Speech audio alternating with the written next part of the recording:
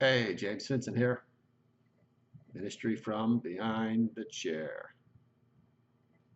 I've been behind the chair for 42 years now. That's a lot of ministry. Well, it wasn't all ministry, but um, it's a lot of experience.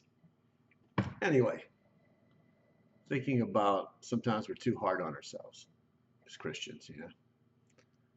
I have some Christian friends. I can't tell you how hard they're on themselves. They're always trying to live up to an expectation that only Jesus could live up to. And the suffering they've suffered, I can't tell you how long and how much. And I think that a lot of it's just they bring it on themselves. Anyway, so thinking about the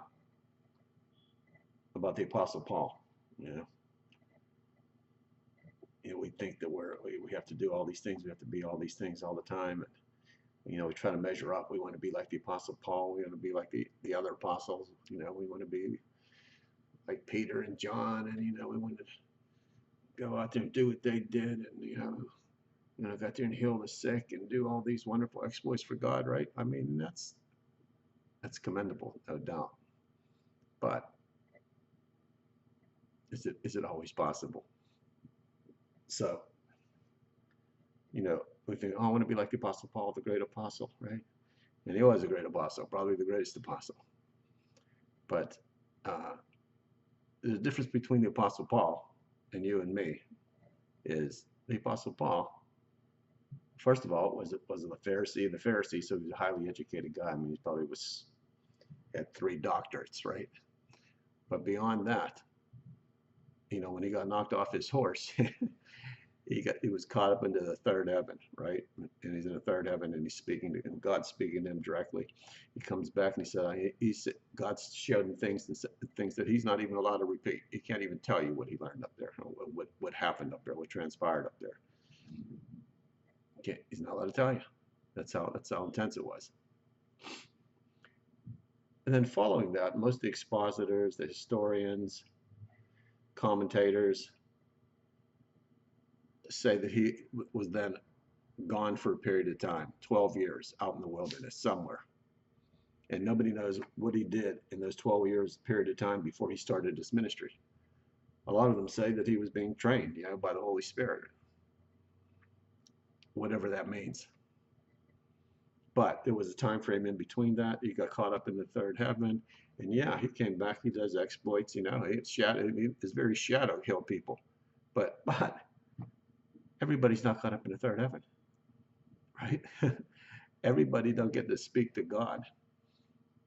I mean, he had a certain power and anointing on him to do what he did. And I know today we all say, well, hey, we got that same power, that same, and I think we do. But to that measure, I'm not sure, if it is, I haven't seen anybody in my lifetime. I think of one person that I've read about over the years. And I have seen people get healed. I've been in certain evangelical meetings where I've seen people healed, but not in the magnitude that they healed. And Jesus healed, that's for sure, right? Jesus healed everybody. And it always talked about, the crowds pressed in on him everywhere, thousands of people out of everywhere pressing in on him because he healed everyone. So if there was somebody out there that was a really great healer, don't you think that he would hear about it more often? He would see the people, it would go across the world. The whole world would be pressing on, trying to find this guy.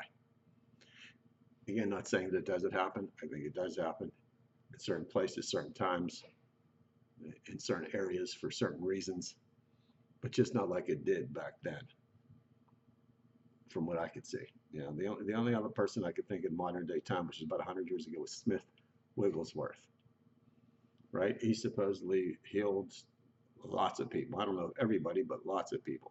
And he supposedly raised a number of people from the dead. And he seemed to walk in a real full measure of the Spirit. I mean, from what I read, I don't know how to verify it, but there's one point in the book which I found it really interesting. It kind of almost hard to comprehend for sure. And I'm not saying it's not true. It's just, to get a grip on this. So his wife also was a Pentecostal minister.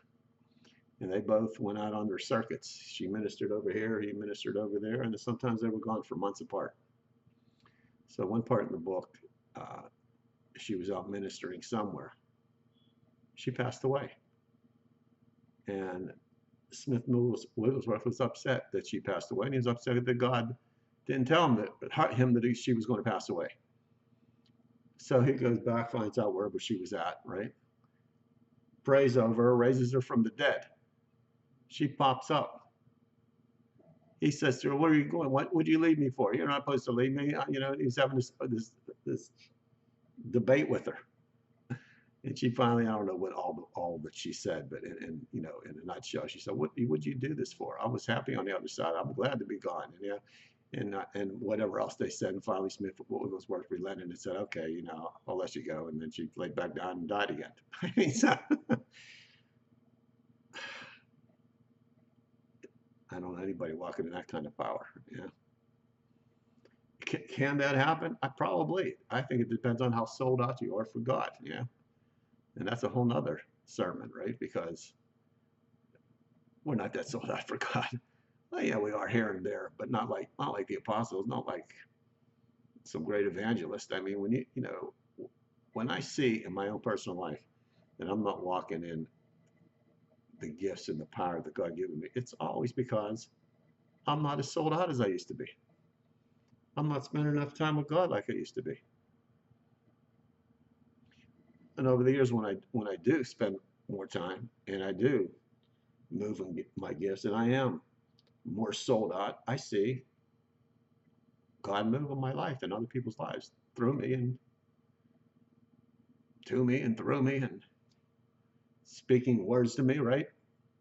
But it only happens when I'm sold out. And I can never say that I was 150% sold out. Maybe at one time in my younger days, when I first got saved and I did a missionary work and everything else, I was pretty sold out then. And God did lots of things through me again.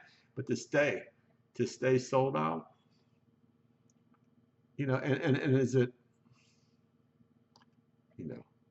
necessary to be, God, it's a big world. God has lots of different things for you, and I don't know how to put it, but you're just not always sold out. Though you should be.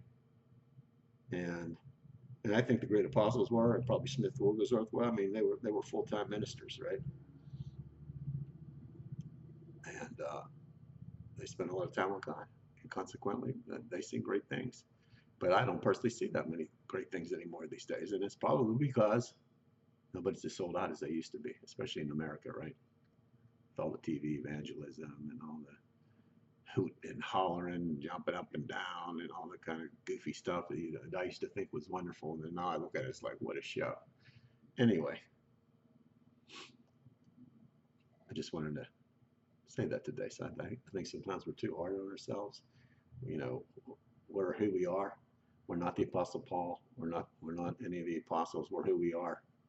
We could be more than we are, right? But everybody's not called to be the apostles. Everybody's not called to go to be a missionary.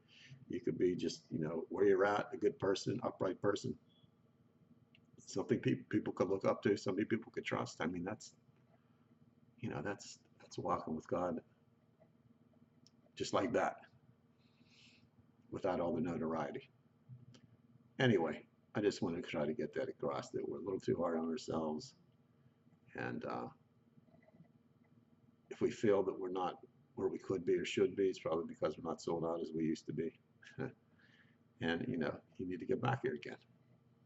You get back here by what? How? Spending time with God. And everybody. It's so easy to say that, but it's the truth. And people know that. When you're close to God, you're spending time with God. You're taking time out of your day, 15 minutes here, hour there, hour and a half here, reading the Bible at night, praying and hoping God sends somebody your way that you could speak to them, all that type of thing. When you're sold out, that's your focus. Your focus is on what God can do through you. And living in America and trying to make it through life and stuff, I mean, it's easy to get off course. you know, and it's just a back and forth thing. You're walking strong, you get knocked down. You're walking strong, you fall into the flesh, you get back up. Yeah. But you know, that's how it is on this side. And I'm just trying to say, you know, the apostles were the apostles, and you're you, and I'm me. And you know, just don't be so hard on yourself. And God's grace is there for us all the time, right? We fall down, we get up. We fall down, we get up. And you know, the best way to stay is up and close to God. You know, and God could use you that way. That's the only way you can really get used.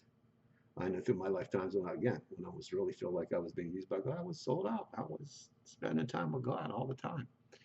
All of a sudden things start to fade out. I don't feel the power anymore. I don't feel the urgency that I used to feel. It's because I'm not my mind somewhere else. Yeah. And you got to get it back. You got to get back on course. Anyway, that's all I wanted to say. For whoever needs to hear something like that today, I just said it. God bless you.